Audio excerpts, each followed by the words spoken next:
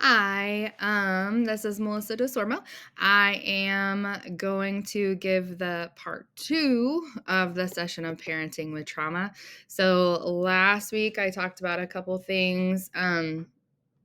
So hopefully you watch the video because the this video will make more sense. I'm gonna kind of go through a couple different things, just to give kind of a reminder. So there are a couple of different types of trauma. So we went over acute trauma last week and talked about how it is the most known trauma, but not the most common trauma. So it's that big piece that happens in your life that causes this huge amount of trauma, but it doesn't happen all the time. It happens very rarely, but it's the one we most think of when we think of trauma. The other pieces that we'll go over today is chronic, complex, emotional, generational, vicarious, or secondary trauma, and little t trauma. So then reviewing Maslow's hierarchy of needs, we have the first step, which is our basic needs that need to be met: food, shelter, warmth. Sleep, those kinds of things are all important to have before we can move up and feel secure and healthy. Because obviously, if we don't have enough food, we don't feel good, and then we don't feel healthy. And then security means that we need that safety from the people who are in our lives. To be able to have that then forms the connection, or the ability to form the connection with the people in our lives. And if we don't have connections, we obviously cannot figure out how to respect them or respect ourselves in that as well. That more negative talk, and then being able to recognize your potential and move and learn and continue to grow. So then we'll review the primitive brain, emotional brain, and cognitive brain. Remember that primitive brain is the fight or flight aspect. And so my brain is in a state of fear, and I'm going back to the basic survival. And then emotional brain is how we feel and the feelings during that situation. So being able to have empathy for someone, wanting to interact with people is what it says on there. And then also the concept of those feelings of happy, sad, and what we do regarding those feelings, such as laugh, cry, and enjoy things. Cognitive brain is where we have that higher thought that drives the reason, so we understand what's going on and learn from it. And then this is a video. It will not let me play it because it's a YouTube video, so I will link the link to this in the comment section of when I make the post. So it'll be in the comment section. But basically, it's about a psychologist named Van der Kolk. He's written a lot of books on the ideas of trauma and how it affects the bodies and our memory and things like that. He talks about, at the beginning, he talks about PTSD, and then some pieces of what happens to our body after we've experienced that trauma. He also talks about how physicians view trauma in kids and adults, and how we need to recognize that that needs to look different, and hopefully that the physicians don't just hand out medicine and those types of things. He's very knowledgeable. The other thing that I mentioned while I was talking about this video is another psychologist. His name is Bruce Perry. He also has a lot of series. You can find him for podcasts on YouTube. He has a lot of different videos regarding different things related to children and trauma, and then also in school systems. So if you're a teacher, this is Bruce Perry's really good. I can also post some different videos in the comments on this link as well, if you would like to see some of those things. But really good video explaining some of what trauma can do to us and to our bodies and what that looks like. Some of the other parts of what this looks like, this is a little graphic that just talks about your fight, flight, or freeze. So the fight is obviously those physical things that we're going to feel and do. And when you look at these, some of these things aren't related to trauma, but related to stress. Obviously, it's the stress response in kids, is what it's labeled as. But it's not necessarily about trauma, it's about stress. So if you are frustrated with something, doesn't matter what it is, you might have some of these responses. So it's not always about trauma. It's just when kids are in a trauma phase, this is what it could look like. And so we need to be prepared for those types of things and how to allow them to do these types of things.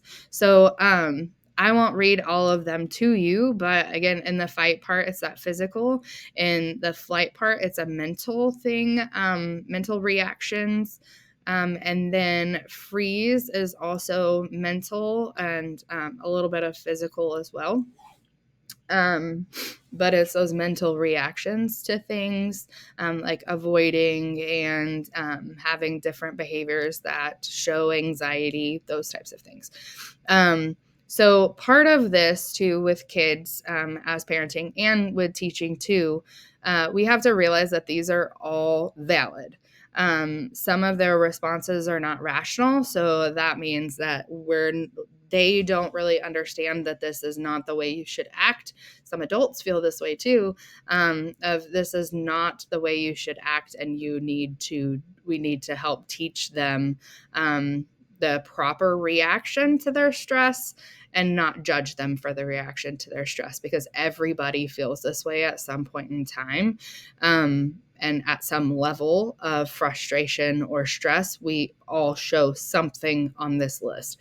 It doesn't mean that it's always in kids, but kids show this much easier because they don't know coping strategies. And so that's where we need to teach them their coping strategies and not just give them consequences for their actions. So with the fight stage, it is completely valid on your stress response. So fight, flight, freeze are all things that every single person, somebody, like, they have one of these. And sometimes you have multiples of them, of fight, flight, or freeze. Depends on the stressor and the situation.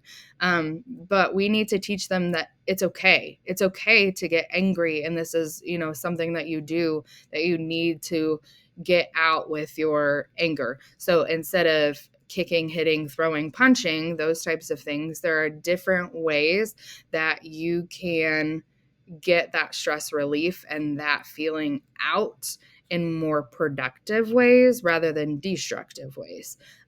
So, for example, some people, when they're really mad or frustrated with something, they'll go to the gym because lifting, doing heavy things gets that feeling of needing to do something intense that lets that get that out. Or some people go to the batting cages, or can go, there's a place in Kansas City where you can go and smash things, so that's fun.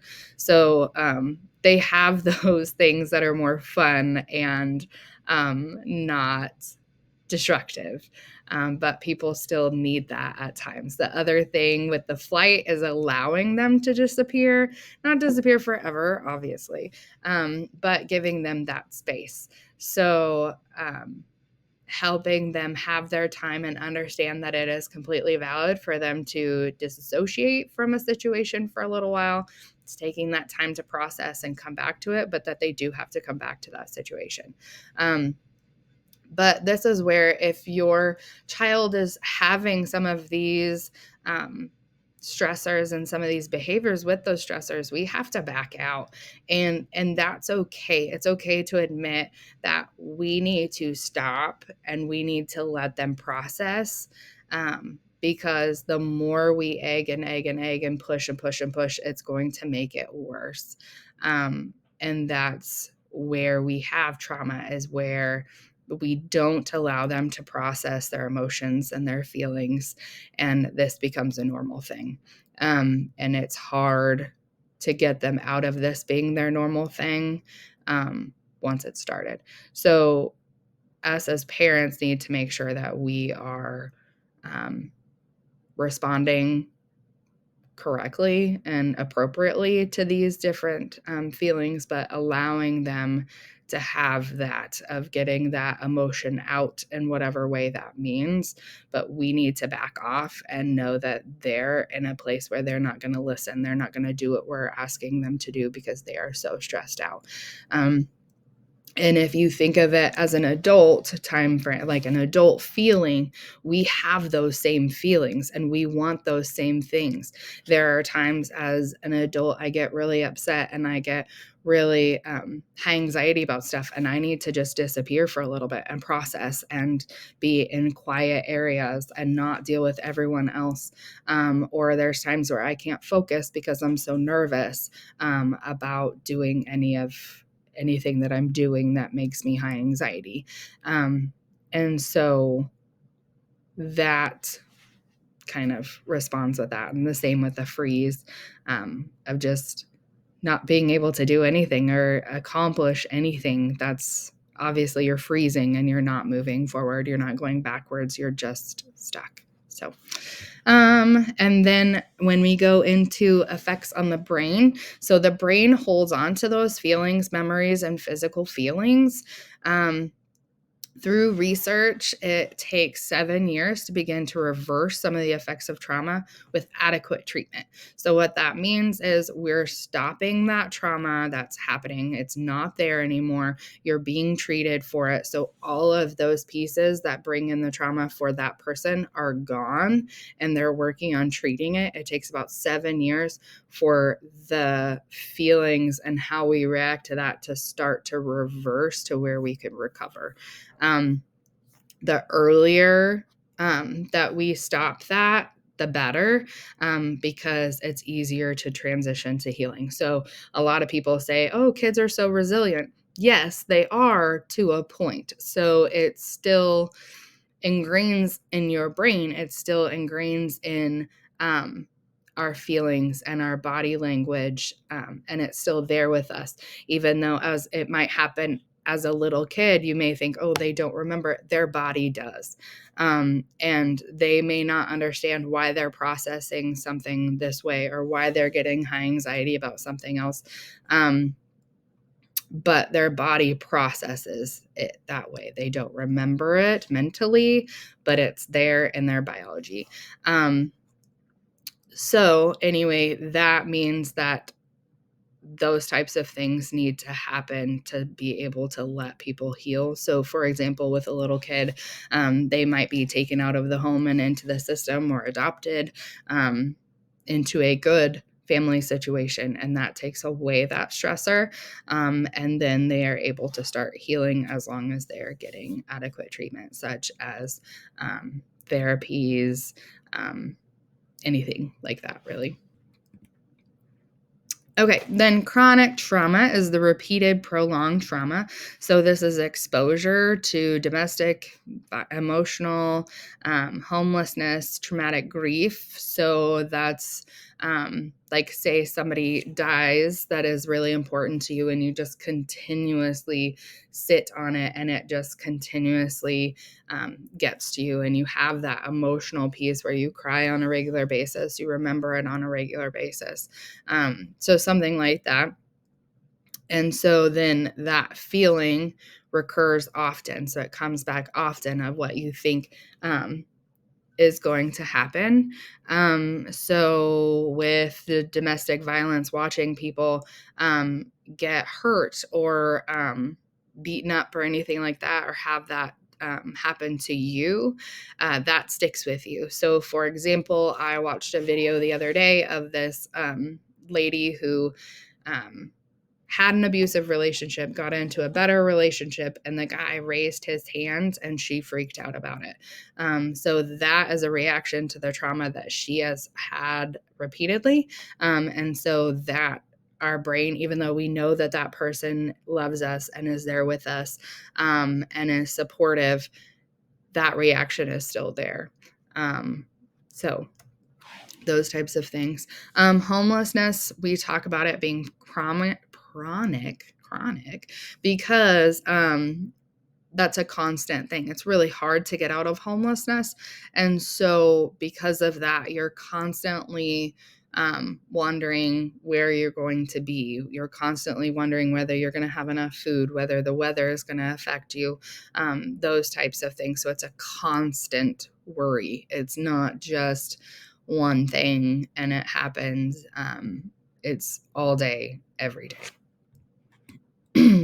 So then to go back to Maslow's hierarchy of needs, we talk about food, shelter, and warmth. So some of those things that we look at, like being homeless, you have a concern of food, you have a concern of shelter, you have a concern of warmth, especially during the winter.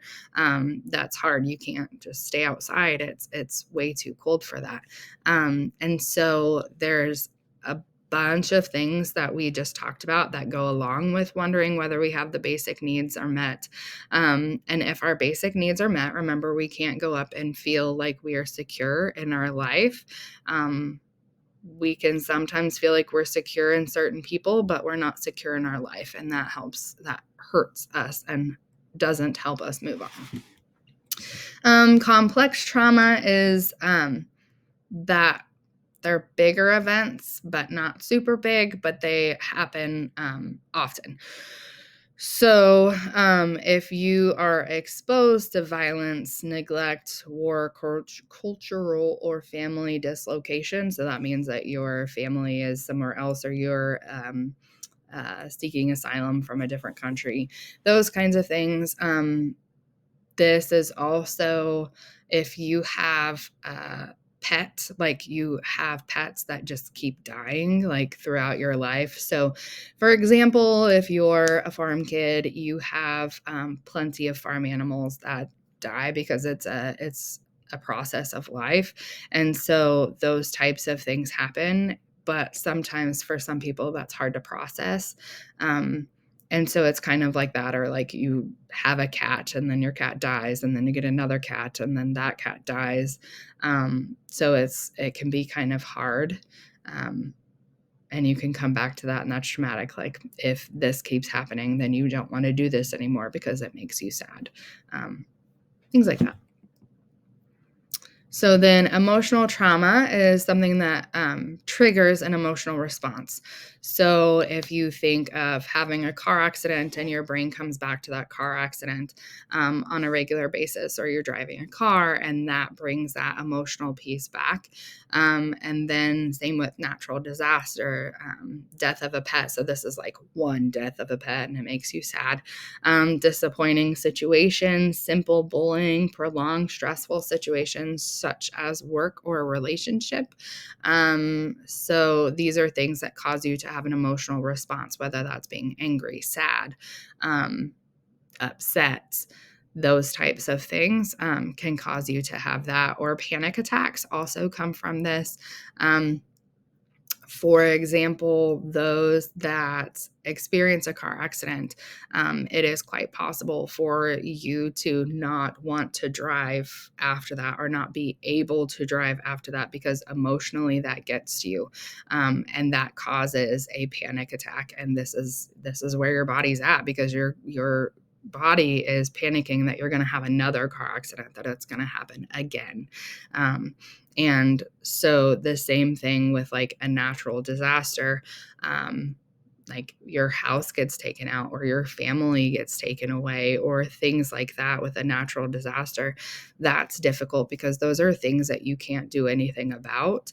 And that brings on your emotional states as well. So then again, going back to the primitive brain, emotional brain, and cognitive brain, some of these can send you back to the primitive brain where you feel like you have to fight to survive.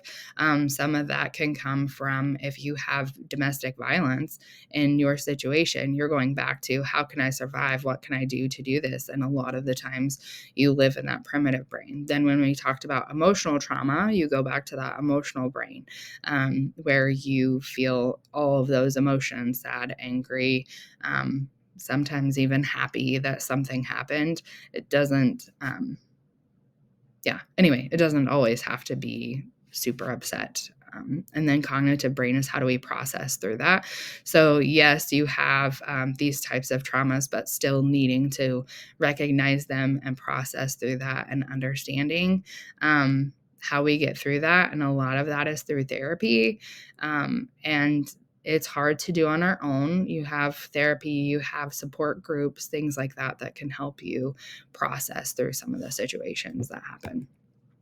And then going back to this of where are we at with emotional trauma, that can come in with connection. So not having connections with people that help us process that emotional trauma, not feeling secure, losing respect for certain people. That's some of those things. Generational trauma. This is one that's honestly really hard because people don't want to see it, but it is huge. So this is trauma that goes from generation to generation to generation. You have domestic violence. If your children see somebody else, like see you guys having domestic violence or somebody in their family having domestic violence, it's going to be a thing that they see as normal, and they're going to move on and have that issue as well, more than likely. So this is more than likely. This is going to process and move on and move on and move on down the line because it becomes normal for them to see this. And so this is how they're going to live their life. Same with drug usage. So if the family that those children are around constantly have drug usage or alcohol issues, things like that, addiction, that's going to continue. Now, some of that is biological. And so that has a play on it, but also seeing it constantly is huge. Same with gang involvement in inner cities. The fact that they see this as a normal thing, and so they're just going to continue it and say, well, my brother did it or my dad was doing this, and so I'm going to do it too. The same kind of situation happens like in a positive way. So for example, most of my family is teachers. And so I actually said when I was younger, I didn't want to be a teacher because everybody else was a teacher. But here I am. God had a crazy idea on that one. But I ended up becoming a teacher because that is what I knew. That is what I saw. So it doesn't have to be exactly like that. Living conditions is a huge thing. So if they're used to seeing a giant mess everywhere or food laying around everywhere and not picking up, dirty living, bugs, like those all become normal to them. And so when they get into their own living situation, that's a normal thing. They're not going to see it and pick it up and move it. Like it's a normal thing. And that's really hard to break that. And as a parent, you have to realize that you have to make a change too for it to not pass down to that. One of the other things that's really hard to talk about is teen pregnancy. So a lot of the times it can happen, and when it keeps happening, so for example, a mom gets pregnant as a teen, and if they have a daughter, they have seen it as their mom got pregnant as a teen. And if that mom is completely okay with the fact that she got pregnant at a teen, that daughter is going to have more than likely the same situation happen because it's okay. And so there's a lot of young girls that we're seeing go to like life care because of the fact that this is a normal generational thing. Well, my mom had me when she was young, and then her mom had her when she was young. So just a normal thing, but I need help. And so that when you are not prepared to be a parent, that does not help you. It does not help your kids. And so that shouldn't be a normal thing. That should be a supportive thing of, yes, we're going to support you. We're here for you. We're going to make sure that you have the help that you need. But this shouldn't be normal because it is hurtful for those kids. Yes, they're going to probably grow up in a loving environment, but it's going to be hard for them, for the parents to be prepared. And that's a hard conversation to have, but it's also an important conversation to have. So one of the other things is some people will say, oh, well, this person got out of the situation, or their family was constantly into domestic violence, but this one is, this one person is not. And what's really cool about the science behind that is they had somebody in their life when they were younger that they mentally attached to. That was a positive experience. So, for example,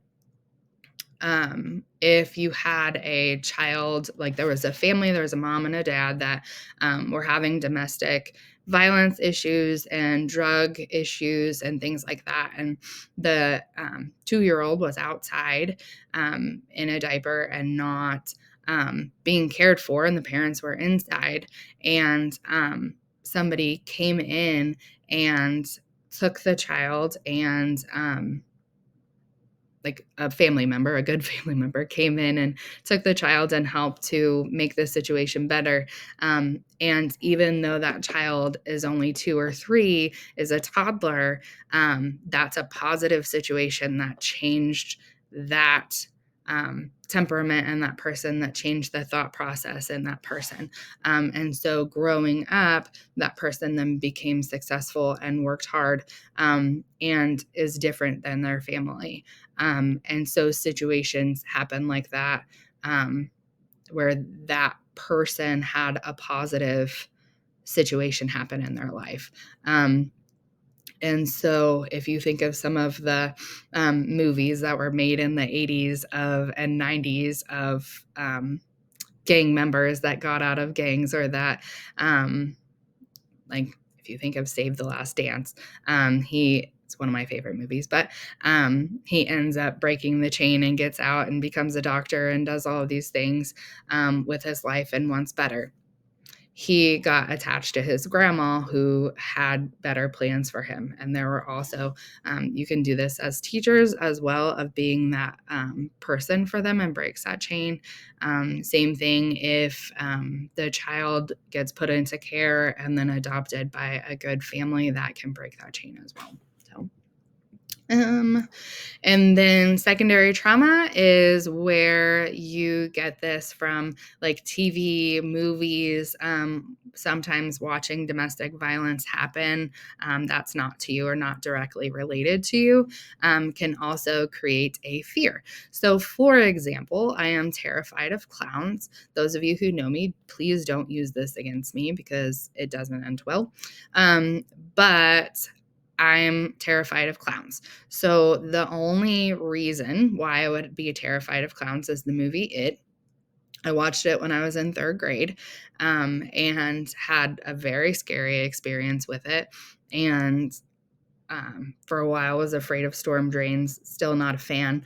And then also the tub, like I always felt like something was going to happen with the drain in the tub. So those things happened. I had no reason to actually be scared of them because I knew that didn't really happen, but that's still a fear for me. And it will continue to be a fear for me.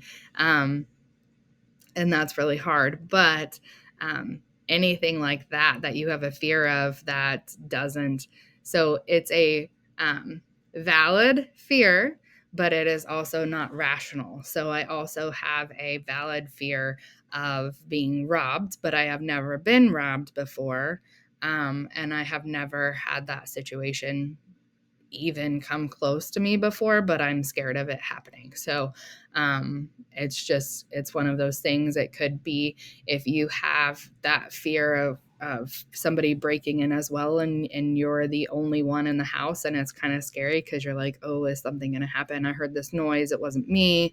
These people aren't here. And so you get scared. You go lock all the doors. You like lock yourself in the bedroom. Those types of things. That's this. But it's there, and that's how you feel about it. That's how I feel about clowns. Little T trauma is that it's not always seen. but holds a strong effect on our brain. So that's the lack of basic needs such as food, running water, clean living space, adequate sleep, feeling loved. Um, those are things that we don't fully notice as a big deal, but it is a big deal. For example, if you constantly don't have things as a family, or you don't have enough of something when you're growing up later on in life, it could be hard to give up what you have. There's a lot of hoarding that happens when it comes to somebody who grew up not having enough of something. So you have the hoarding aspect of that, which is its own version of mental health, but not having access to food. So then later on, always being scared of not having food, always needing to have food in your pantry. And then the other part of this too is money. So you can have a fear of not having any money if you um, were homeless or close to being homeless. That's a terrifying thing. Even though my husband and I have a good financial standing right now, as the financial person in our family, it can be terrifying because when I was in college, obviously you're paying for different things. You're on your own. I was on my own. I had to work to get the money that I needed to do fun things. My food was paid for because I ate at the cafeteria if I wanted to. Just anything I wanted to do for fun, I had to earn money for. And there were times where I ran out of money. And that was scary because I was like, well, what if I need something? I had family that would have helped me out, but it was still, I wanted to do it on my own. And so that part's kind of scary. Um, or when I was a first year teacher and moved on my own as an adult for the very first time, that was scary because what if you run out of money? You can't pay for your bills and things like that. And that can be scary. So even though we're financially doing really well, it still can feel scary when you don't have enough of something. So there's that. And then going back to Maslow's hierarchy of needs, it's always, I know I keep going back to this, but it really is important because it is a big deal. When you think of a kid being hungry or not feeling safe with something or not having a connection, I just remember that in our class, we talked about not having connection with a family member and how that can be anytime. So if the child is mad at their parents, you've lost connection with that. And so you have to work on restorative practices. That's what that's called, of getting back to that point where you respect each other, where you have that connection. Because at some point they felt disrespected, or at some point you felt disrespected. And so that connection between the two of you is lost. And so it doesn't have to be like this big deal. It can be a small deal, but it's hard for somebody to process if they're in that moment of losing connection and respect for that person, then they can't move on. Or if you're hungry, think about when you're hangry. When you're hangry, my attitude's not great. My kids' attitudes are not great. The other day we went to Walmart and my smallest one was having a huge meltdown and I knew he was hungry. So you know what I did? I went over, I got a thing of chocolate donuts. Probably should have chose a better choice, but they didn't have any chicken poppers. So I didn't get any of those, but a chocolate donut. And I said, here. And I gave him a chocolate donut. And guess what? He was fine after that. And so providing food helps get everything kind of under control sometimes. Making sure that they have their basic needs met is important for kids. So you may think that they're being bad or they're making poor choices, which they probably are, but they have a need that needs to be met. Behavior is always a form of communication, and figuring out what they're trying to communicate to you is so important. Most of the time, they're not actually trying to be disrespectful.